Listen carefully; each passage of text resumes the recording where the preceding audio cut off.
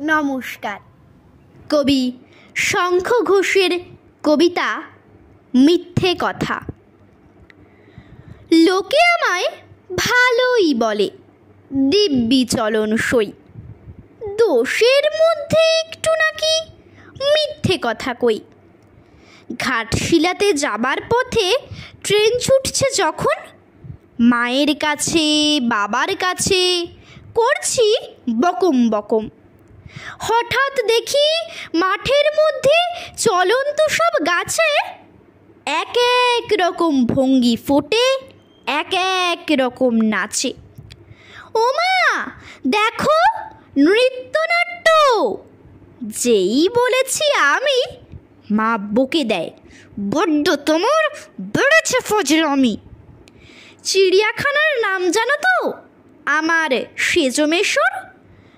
আদর করে দেখিয়েছিলেন পশুরাজের কেশর।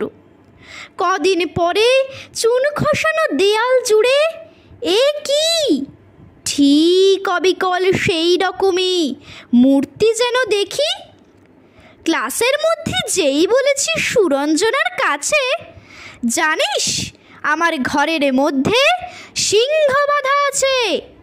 শুনতে পেয়ে দিদিমণি অমনি বলেন, শোনো এইসব কথা আবার যেন না শুনি কখনো।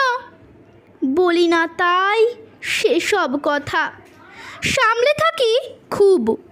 কিন্তু সেদিন হয়েছে কি এমনই বেয়াকুব, আকাশ পারে আবারও চোখ গিয়েছে আটকে। শরৎ মেঘে দেখতে পেলাম রবীন্দ্রনাথকে। নমস্কার।